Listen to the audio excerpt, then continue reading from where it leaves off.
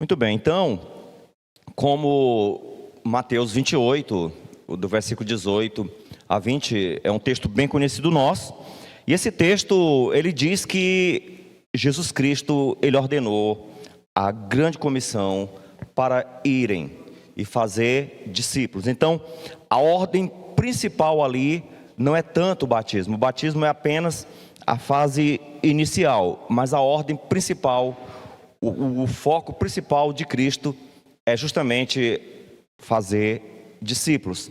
Então, aqui você está vendo aí na tela alguns livros, né? O nosso tema é baseado em algum desses livros.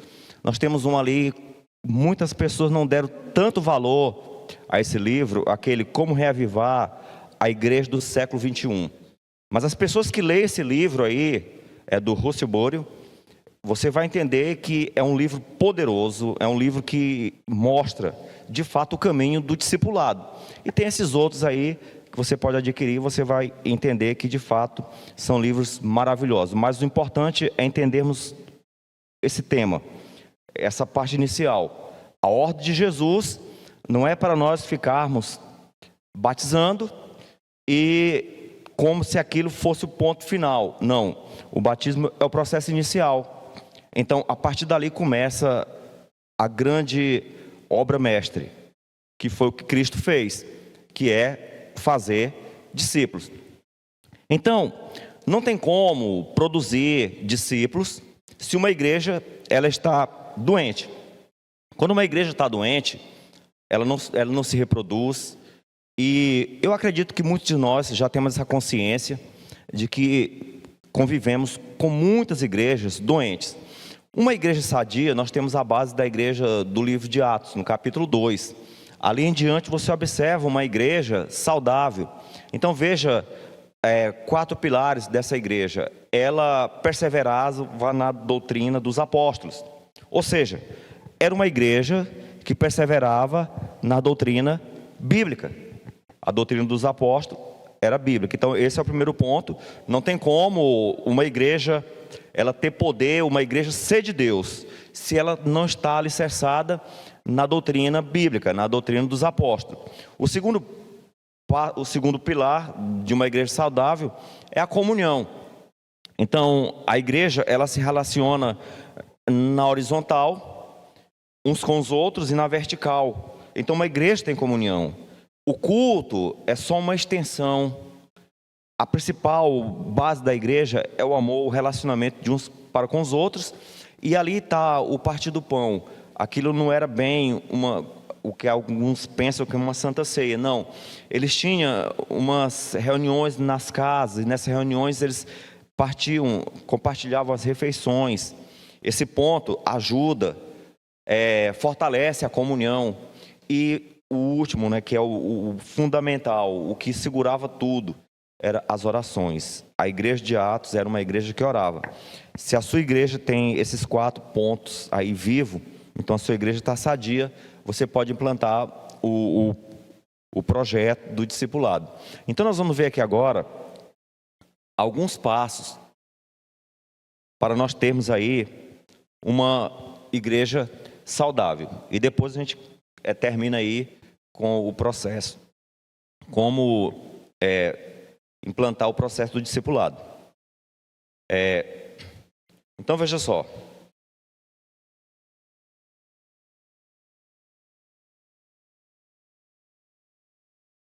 Primeiro, para a sua igreja ser uma igreja poderosa, para a sua igreja ser uma igreja forte, você precisa disso. Um culto vibrante.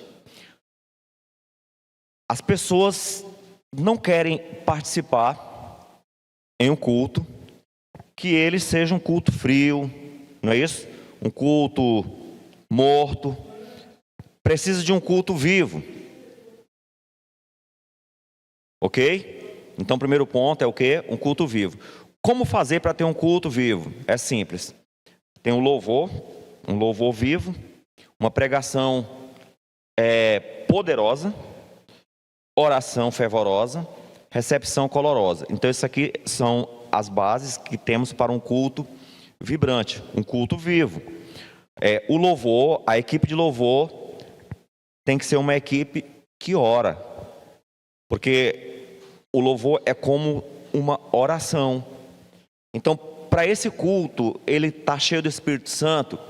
Todos aqueles que participam da liturgia, do culto, eles precisam serem pessoas que estejam em comunhão com Deus.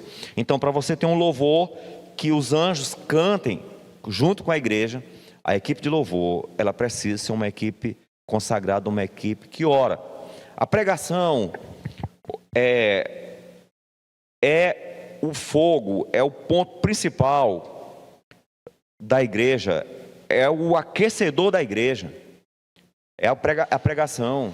Então, quando a pessoa vai pregar, ele foi escalado para pregar sábado que vem, talvez um mês antes, né, de antecedência, foi colocado na escala, então ele já começa orando, fazendo jejum, certo? Então isso aí é fundamental. Outra coisa importante é que você tem na igreja, eu falo isso aqui que eu tenho em todos os distritos por onde eu tenho passado, por mais que a gente percebe que a gente não tem bem essa cultura da oração, mas nós tentamos, primeira coisa era colocar uma diretora de oração. Então, essa diretora de oração, ela é responsável pelas orações da igreja. Então, como é que funcionava? Alguns, por exemplo, a gente deu uma ênfase, porque o culto de sábado sempre estava lotado, né? Mas a gente procurou dar uma ênfase no culto de domingo. E isso deu muito certo. A igreja se reavivou e muitos batismos teve a partir do culto de domingo.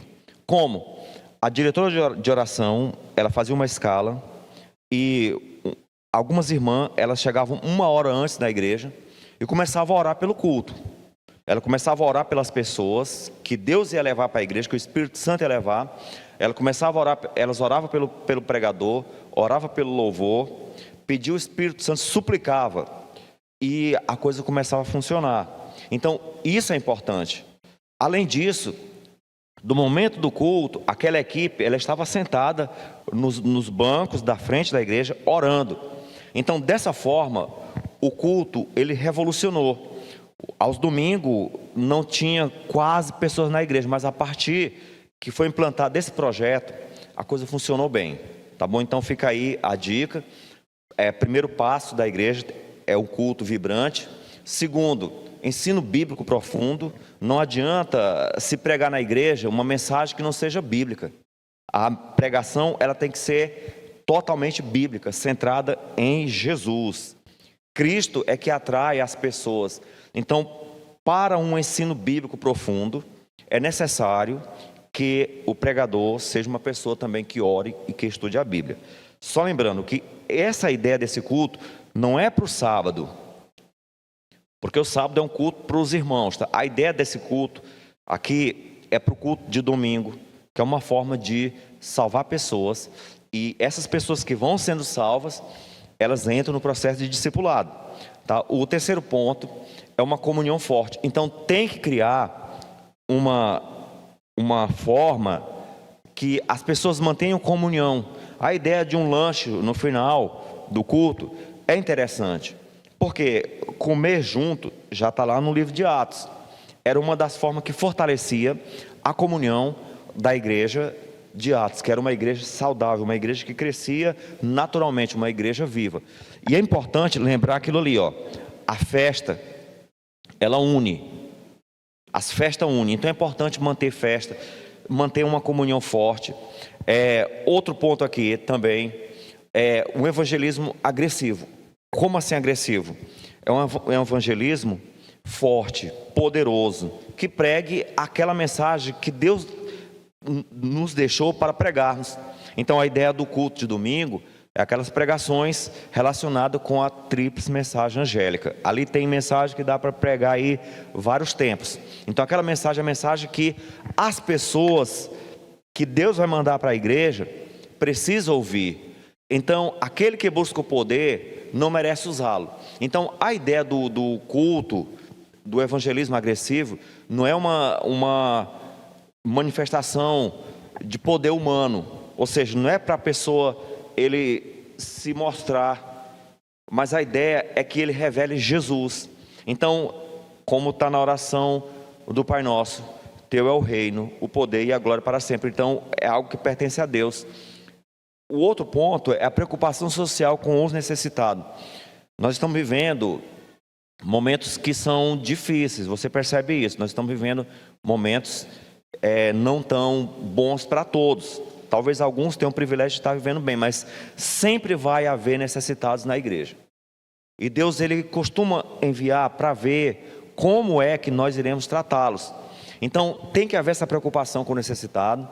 Outro ponto aqui: adaptação cultural. Veja só, não é mundanismo, mas a igreja, ela não deve parar no tempo. Ela deve estar pronta para ver as novas formas culturais que estão surgindo. Por exemplo, antes da Covid, quase ninguém utilizava essa ferramenta de usar a internet, de fazer os cultos online. Então isso aí se tornou uma cultura e tem tido êxito. Então, algumas coisas, tá? A gente não pode deixar passar. A gente tem que aproveitar, tá? Claro que não é o mundanismo. E por último, veja só, isso aqui é muito sério: estruturas funcionais. O que é isso? Se tem alguma coisa no culto que não funciona, abandone. Então, aquilo que funciona, aquilo que tem êxito, aquilo que você vê que proporciona a edificação da igreja, aquilo que você vê que é algo relevante. Eu estava numa igreja um tempo desse, num culto, sábado. O culto foi terminar quase 1 hora. E eu me segurei para não sair, sabe, antes do tempo. Mas eu falo uma coisa: o que tinha ali de coisas desnecessárias, sabe? Então ficou uma coisa que fadigou as pessoas. E ali você viu que tinha coisas que eram totalmente inúteis. Desviou totalmente. De tudo. Exatamente. Então, se a estrutura não funciona, se ela não edifica, é melhor que ela seja tirada. Entendeu? Eu sei que nós temos algumas tradições aí. Pastor Erivan, porque Sim. o foco tem que ser o evangelho, a mensagem espiritual, o alimento espiritual. Esse deve ser forte, nutritivo, direto, objetivo. É isso, porque o restante é distração. Você está entendendo? E desvia o foco e termina que o que é importante não fica na mensagem, no coração. Muito bem, é basicamente isso.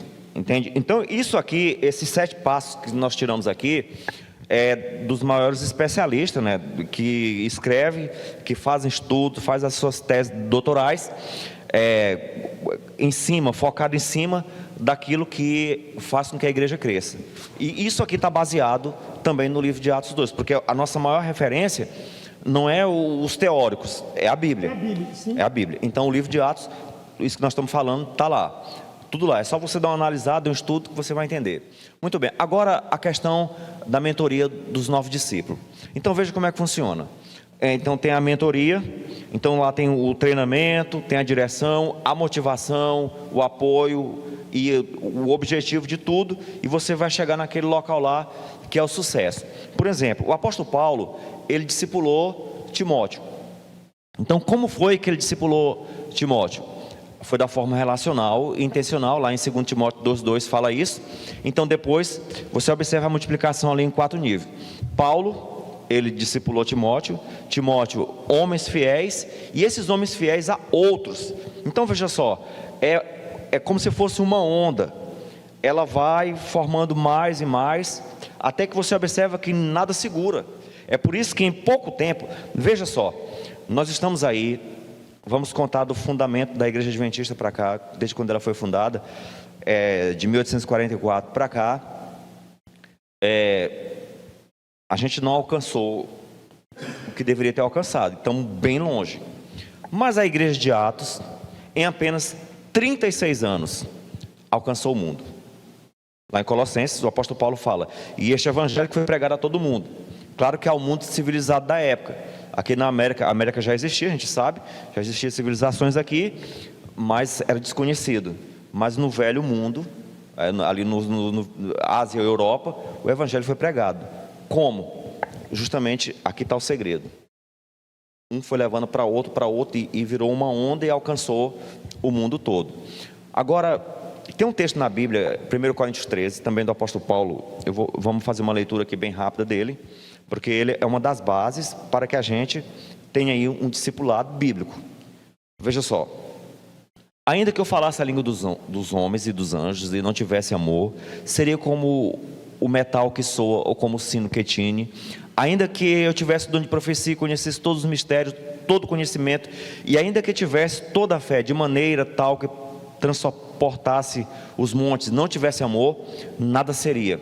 E ainda que eu distribuísse toda a minha fortuna para o sustento dos pobres, e ainda que eu entregasse o meu corpo para ser queimado, e não tivesse amor, nada disso me aproveitaria.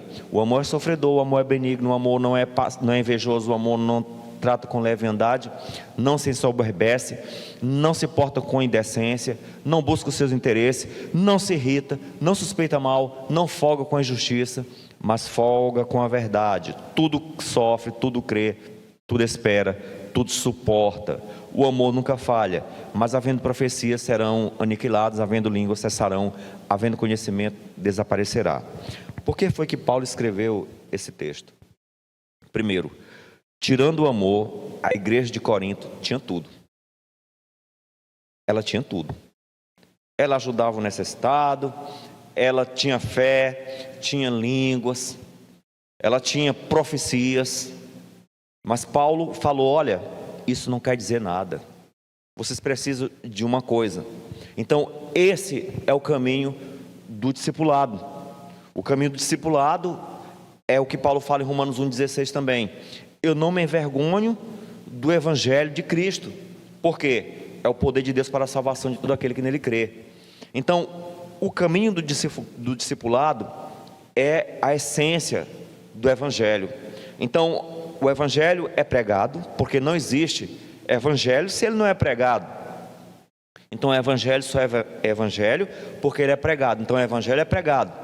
O Espírito Santo atua, as pessoas aceitam.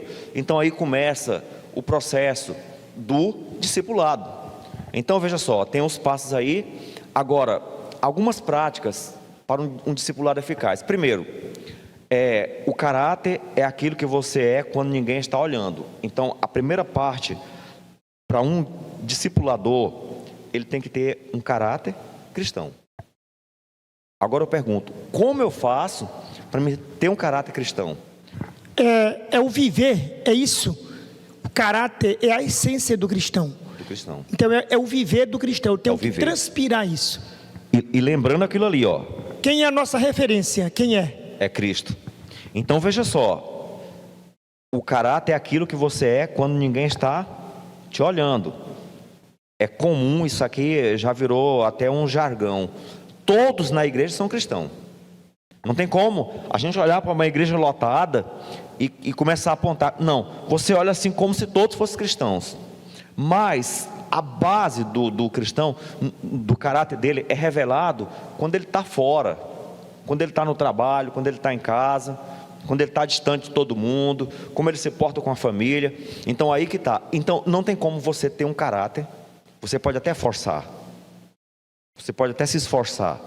Mas o caráter é algo natural que você consegue quando você tem a companhia de Jesus. Veja o que a Bíblia diz, Salmo 31,16. Faze resplandecer o teu rosto sobre o teu servo, salva-me por tua bondade. Então veja só, quando você tem Cristo, quando você tem comunhão com Jesus, o rosto de Cristo, ele resplandece sobre o teu. Então as pessoas veem Cristo em você. Lembra de Moisés quando desceu do monte? As pessoas não conseguiam olhar para ele. Ele estava face a face com Deus. O rosto de Deus resplandeceu nele. As pessoas viam Deus em Moisés. Então, para mim ter um caráter, a principal, o que eu tenho que fazer é deixar o rosto de Cristo resplandecer em mim. E como que isso pode ser feito? Entenda, através da tua comunhão com Ele, do teu momento de oração, do teu momento secreto com Deus. Então você, naquele momento de comunhão, você passa a ter o caráter de Jesus. 1 Coríntios 13, ele nos ensina o seguinte, que o caráter, ele é mais importante que os dons.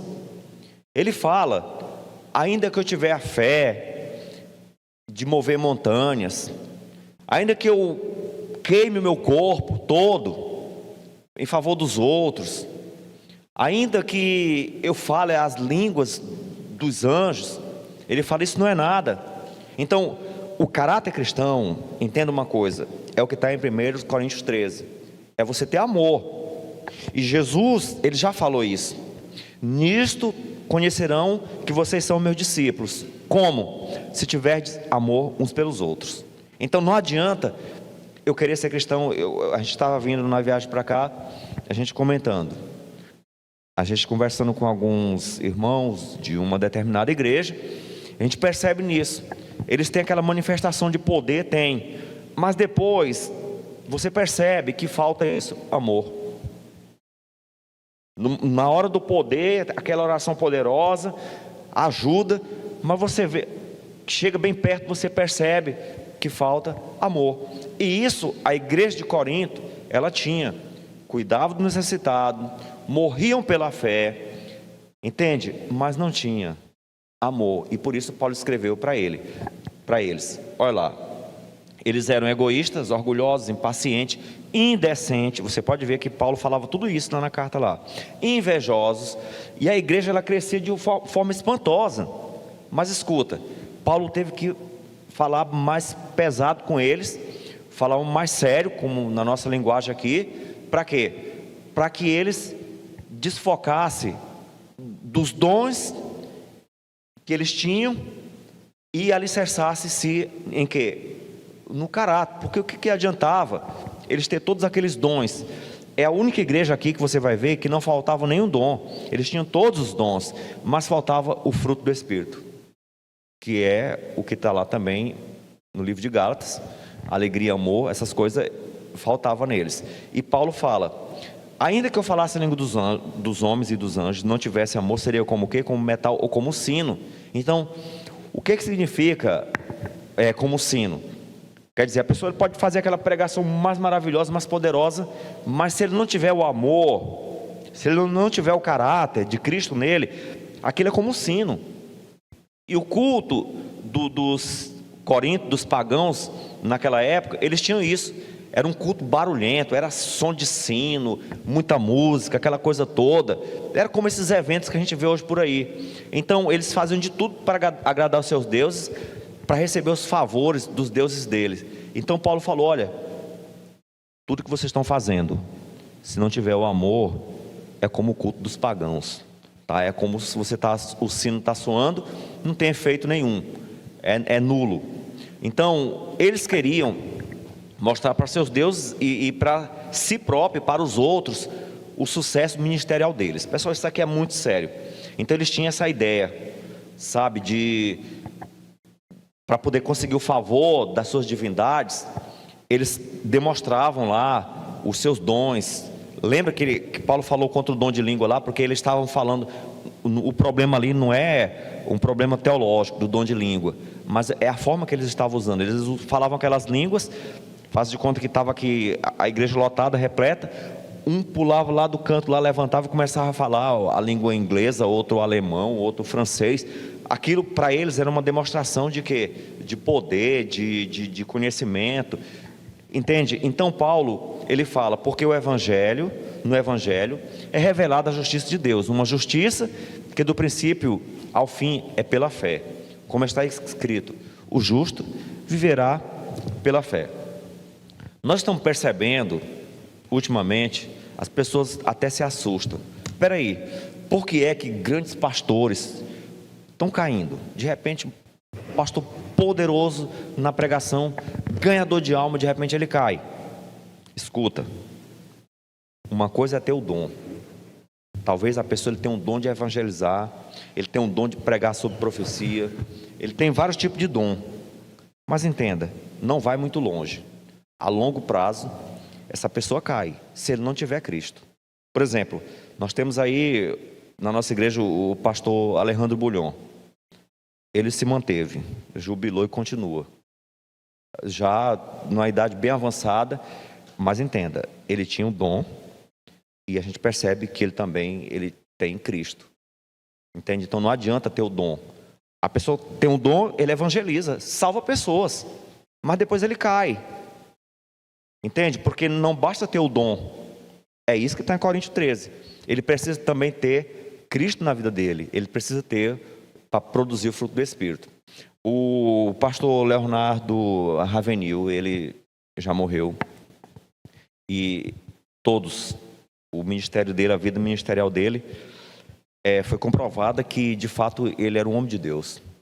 Um homem de oração. Você ainda pode encontrar aí no YouTube algumas pregações dele, poderosa. Recentemente eu li um livro dele, muito bom. Entenda, ele estava internado um tempo, ninguém sabia, ele no lugar de ateu. E de repente, lá, as pessoas que entravam no quarto, ouviram a reunião dos médicos e enfermeira, falando assustada, que homem santo é esse? Entende? Então, ele transparecia o que de fato ele já tinha. Ele transparecia que tinha Cristo. Então as pessoas viam santidade nele, viam o quê? O caráter de Cristo nele. E eu tenho certeza que ele não andava falando igual a alguns, é Deus para cá, é Deus para acolá, só fala em Deus. Aí fica até chato. Então você nem precisa tanto andar falando de Deus, as pessoas vão entender que você é um cristão, se você tiver Cristo. Então veja só. Então Paulo ele fala para os Coríntios, no capítulo 12, verso 31, ele fala: olha, vocês têm muitos dons, a igreja de vocês é espantoso o crescimento, mas escuta, eu vou mostrar para vocês um caminho mais excelente. Ele falou, muito melhor do que esse daí. Qual que é? O caminho do amor, o caráter. Então, o pregador do evangelho, aquele que quer ser um discipulador, isso aqui é fundamental. Ele precisa ter Cristo na vida dele, tá? Por exemplo, nós temos aqui a jumenta de Balaão, ela profetizou. Percebeu que Deus pode usar, né, várias coisas para poder evangelizar, mas ela continuou sendo jumenta. Então a vida não adiantou nada. Não adianta ter o dom e se você não muda. Balaão profetizou. Ele não era profeta não, viu? Mas ele profetizou. Ele era um vidente lá, lá do paganismo lá. Saul, até tinha aquela frase, não está Saul entre os profetas? O Espírito Santo tomou de conta dele, ele profetizou, se perdeu. Judas fez milagre como Pedro fez, curou, expulsou demônios, está lá nos evangelhos. Qual foi o resultado? Como soar do sino, salvou muita gente, Judas, mas ele se perdeu. Saul se perdeu, Balaão se perdeu. Qual a razão disso? Eles tinham os dons, mas eles não tinham a essência, que era Cristo. Eles não tinham o amor, e por isso se perderam. É como soar do sino. Como o evangelho afeta o nosso trabalho? Primeiro, o que é justificação? Quando você se batiza, de fato, se você entregou o coração para Deus, para Cristo, você é o quê? Para Deus você é aceito em Jesus. Então você é justo. Claro que quando a pessoa batiza, ele continua cometendo muitas coisas, porque ele está saindo da velha vida, com muitos costumes errados, muitos pecados. Mas quando Deus olha para ele, ele está justo, porque ele vê Cristo, a pessoa entregou a vida para Jesus. Agora, santificação é o quê? É a nossa vida com Deus. Aí tem esses dois textos da Bíblia que eu acho interessante. Gênesis 5:24, Enoque andou com Deus e não apareceu mais, porque Deus o tomou. Então, aí você vê lá nos livros Caminho a Cristo e outros, Patriarcas e Profetas, como que Enoque andou com Deus? Enoque era um homem, nos nossos dias, como qualquer um de nós. Ele trabalhava, ele tinha família, ele tinha aquilo tudo. Só que ele tinha um momento de comunhão com Deus. E dali ele saía, ele não deixava Deus lá no lugar secreto, não. Ele saía com Deus. E a comunhão dele foi tanta, que de repente procuraram Enoque. E ninguém mais encontrou. Deus levou. Enoque e Elias foram os 2 homens que a Bíblia registra que não passaram pela morte. Gênesis 17, de 1, 2. Quando atingiu Abraão a idade de 99 anos, apareceu-lhe o Senhor e disse: eu sou o Deus Todo-Poderoso, anda na minha presença e ser perfeito. Então, irmãos, veja só, aqui está o segredo.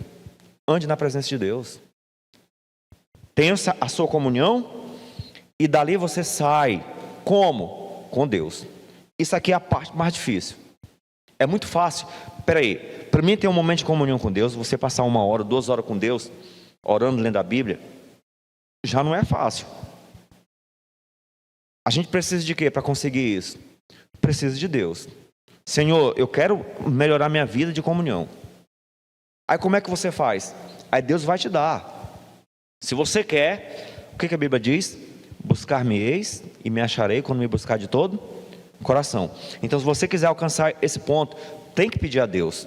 Jesus falou: sem mim vocês nada podeis fazer. Então tudo a gente precisa de Deus. Senhor, eu quero melhorar minha comunhão. Irmãos, e eu falo a verdade, tá? Ou a gente melhora a nossa comunhão, ou nós vamos se perder. Sabe? Ou nós vamos se perder. Primeiro, eu não posso me conformar, eu não posso pensar que a minha vida está bem com Deus. Eu não posso pensar. Se eu pensar a minha vida está muito maravilhosa com Deus, é porque ela está muito mal. Quando você entender que a tua vida está ruim com Deus, aí você está mais perto de Deus. O que foi que Paulo falou? Quando eu estou fraco, é aí que eu estou forte. Entende? Então, na nossa fraqueza, o poder de Deus se aperfeiçoa. Por quê? Porque a gente busca Deus. Então, a verdade é essa. Então, santificação é a vida com Deus. Eu tenho que ter um momento devocional com Deus. Isso aqui eu não posso de forma nenhuma abandonar. Porque no momento que eu parar de ler a Bíblia, eu logo vou parar de orar. E no momento que eu parar de orar, você acabou. Você não é mais um cristão. Você pode até parecer um cristão, mas você está morto. Então, cristão é a pessoa que tem o momento com Deus. E aquele que sai com Deus no dia a dia. Você vai para o trabalho e está com Deus. Onde você anda, você se sente na presença dele. Isso aqui é uma parte difícil, mas para Deus tudo é possível. Então, se a gente pedir a Deus, Ele vai fazer com que isso aconteça nas nossas vidas. Então, veja só, aqui está a nossa parte final. Aqui tem esses passos. O primeiro é o início. Então, o início, viva a experiência do que é ser discípulo de Jesus. Foi o que eu acabei de falar. Para mim ser discípulo de Jesus, eu tenho que ter comunhão com Jesus. Manuel, todo esse material eu já coloquei no grupo do curso, viu, Erivan? Okay. Coloquei no grupo e coloquei a atividade que nós vamos fazer também, tá Muito bom? bem. Todo o material já está lá no grupo do WhatsApp. Muito bom. É bom que tenha as referências lá, tudo para você analisar melhor com mais detalhe. Então, o primeiro passo é o início. Você precisa ser o quê? Ser um discípulo. Tá, irmãos? Não adianta a gente ir com brincadeirinha, porque não dá certo. Eu me lembro um tempo, a gente fez um evangelismo e nós batizamos várias pessoas, entre elas 2 jovens, 17, 18 anos. Mas elas estavam numa animação tão grande, sabe? E elas começaram evangelizando os amigos todos, sabe? Mas elas não duraram muito tempo. Eu acredito que a gente até cometeu algum erro em não ter, mas era tanta igreja, sabe? E você termina não tendo tempo de dar uma assistência como deveria. E elas terminaram se afastando da igreja. E levou muita gente para a igreja, sabe? Mas é isso aqui, ó. Para você ser um discípulo, para você ser discipulador, você precisa ter uma experiência com Deus. Não esquecendo. Por que que os discípulos foram chamados de cristãos? Eles foram chamados de cristãos porque a vida deles era o quê? Tudo era Cristo. A vida para eles, em todo sentido, era Cristo. O segundo passo é discipule. Então lembra do que nós falamos? Uma igreja saudável, Deus vai mandar pessoas. Mas nós também, isso aqui é muito sério, Nós estamos aqui dando ênfase no culto de domingo, por exemplo, que a igreja batista, ela é muito maior do que a nossa, você sabe disso. Raramente eles fazem evangelismo. É muito difícil eles darem estudo bíblico. Eles não têm essa cultura que nós temos. Mas eles ganham muita alma só com os cultos de evangelização. Então, eu acredito nisso, que dá certo. Mas o culto de domingo, ele pode ser um culto poderoso. Cada irmão vem para a igreja. Tem que vir. E aproveita e traga os amigos. E a ideia do culto aqui é focado nas pessoas de fora. É um culto para eles. Porque nós já temos muitas coisas para nós, né? Nós temos o sábado, a quarta-feira, tem os desbravadores, quase tudo é voltado para a gente. Até a comportagem, o pessoal vai comporta mais com os irmãos. Mas escuta, a ideia é fazer alguma coisa para o pessoal de fora. Então, fazendo isso, pessoal, Deus vai mandar a pessoa, aquela que você trouxe. Senhor, eu quero levar alguém, quem eu vou levar? Pode convidar. Quando tudo estiver funcionando bem, a diretora de oração, você também orando, traga essa pessoa, ele vai começar a assistir aquela série, né, da igreja, uma série focada para a salvação, que é uma mensagem que só nós temos, que é a mensagem dos 3 anjos, tem que ser pregada essa mensagem. Então, você começa a discipular aquela pessoa. O terceiro passo é o caminho, construa uma trilha de discipulado para a igreja. Então, é essa forma aqui, ó. Você começa a discipular, aí depois você começa a mostrar para ele o caminho. Como?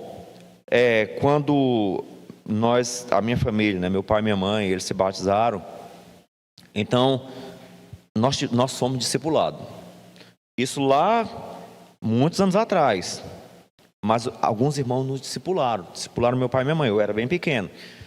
Como? Eles constantemente estavam lá em casa, ensinavam a minha mãe a fazer pão integral, a fazer aquelas comidas, a como fazer o culto para receber o sábado. Eles estavam sempre ali com a gente. Como é que tá? Sabe? E foi ensinando. Pessoal, e o alicerce foi forte. Sabe? Ok. Aí vem aqui a questão...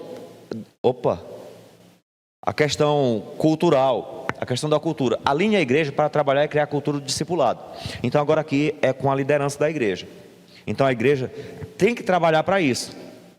Como? Uma cultura de fazer discípulo. Não basta batizar, como a gente viu lá. O batismo é o primeiro passo. Entende? Então, além do batismo, você começou... Eu me lembro, a gente fez um evangelismo lá em Bom Jesus do Tocantins, lá no Pará. E nós tentamos implantar isso. Antes do evangelismo, reunimos a igreja. E eles concordaram com tudo. Só que na hora de pôr em prática, o negócio complicou, tá? Nós fizemos evangelismo lá, era para umas 500 pessoas, uma média que tinha por noite, e batizaram ali quase 90 pessoas, 88 por aí, 86. Então, o primeiro batismo, nós fizemos ali uns 3 batismos. No primeiro, 26 pessoas batizaram. Nós colocamos as pessoas na frente, e como a gente tinha combinado, falou, irmãos, então... vocês vão se dirigir, cada um para uma pessoa lá, você vai ser o discipulador dela. Ok. Na hora, tinha 26, né, batizado. Vieram só uns 10. Então ficou um grupo lá sem ninguém, nós ficamos até sem graça, sabe? Aquelas pessoas lá ficaram se sentindo rejeitadas. Então, pessoal, tem que criar essa cultura, se não criar, não vai dar certo. Entende? Então tem igreja que batiza 3 pessoas... E tem problema, não sabe como segurar aquela pessoa. Então tem que criar a cultura do discipulado. Quando alguém for batizar, essa pessoa já tem que batizar com um amigo. E esse amigo, ele vai colocar esses passos aqui em prática para que aquela pessoa seja discipulado. E se ele for discipulado, não tem como ele sair da igreja. Ok? Aí tem aqui os ciclos. O ciclo 1 é 3 meses. Tá aqui, ó. Os líderes empenhados em ser discípulo de Jesus. O segundo ciclo, mais 3 meses, é praticar aquilo. E vem aqui a parte final. O terceiro ciclo, né, que é implementar. Os líderes vão implementar o processo de liderança na igreja. E aí a parte que é essa daí, tá? Que é essa que a gente está falando aqui. A parte da multiplicação. Agora sim, então, como começa o discipulado? Com a liderança. Eles começam já a se preparar, praticar. implementa e agora coloca essa ideia para a igreja, forma uma cultura, aí sim. Então, dá trabalho? Dá, mas funciona. É assim. Na verdade, nós não fazemos a coisa como deveria fazer, não é? Exatamente. Na prática, Isso. a gente dá o estudo, batiza, faz a colheita, só que depois abandona a pessoa. Porque o trabalho continua, ela precisa continuar sendo discipulada, sendo mentoreada, sendo ensinada, não é verdade? Exatamente. É um processo, até ela ter autonomia para começar a discipular alguém, para começar a multiplicar, começar a visitar, a orar, a dar estudos bíblicos, a fazer uma classe bíblica, e tudo isso tem um processo. Tem um processo que é a maturidade espiritual. E cada um desses ciclos aí está desenvolvendo esse processo. Exatamente. Entenderam? Então, o primeiro passo é justamente esse. A liderança, se ela não, como disse, se ela não comprou a ideia, não tem como os liderados colocar a ideia para frente. Agora, veja só, dá trabalho? Dá. Mas quando começar a funcionar, é como diz lá no Salmo, aquele que semeia com lágrimas, né? Ele vai colher o quê? Com risos, com júbilo. Então, é fácil? Não. Mas é a única forma. Por quê? Foi assim na igreja de Atos. Não pense que aquela multidão que batizou estava lá, largada. Não. Eles estavam num processo, porque o Espírito Santo conduzia tudo. Entende? Então, depois que implantar isso aqui, pronto. Tá? Lembrando, a igreja tem que ser o quê? Saudável. Qual é a base da igreja saudável? Livro de Atos. É importante a gente estudar. Quem quer que a igreja cresça, né? Eu sei que tem muitos líderes aí nos assistindo. Então, quer que a igreja cresça? A base é o livro de Atos. Aí tem aqueles 7 passos que nós tiramos baseado no livro de Atos, dos especialistas em crescimento de igreja, e também foi coisa que a gente já experimentou, já colocou, já praticou, e deu certo, a igreja cresce. Agora, o demais é implantar o ciclo discipulado na igreja. Então, quando a igreja, ela entende que quando o batizado, ele é uma criancinha, um bebê, que precisa ser acompanhado, é igual eu falo, um bebezinho dá trabalho, não dá? Mas quando ele cresce, não é isso? O trabalho diminui e a coisa fica melhor. Então, o recém-batizado é um bebê. Ele precisa de alguém para cuidá-lo. E quem cuida desse bebê é o discipulador. Ele vai cuidar daquela pessoa, né? Pode colocar o nome que for, né? O guia, o amigo, entende? Mas a essência disso aí é a pessoa entender que ele é um discipulador, vai fazer discípulo. Qual foi a ordem de Jesus? Ide por todo mundo, pregar o evangelho, fazer o quê? Discípulo de toda a nação. Então, batiza, ok, mas se não discipulou, vai ficar mais um. É mais um morno, ou então ele fica pouco tempo e sai. Não é isso?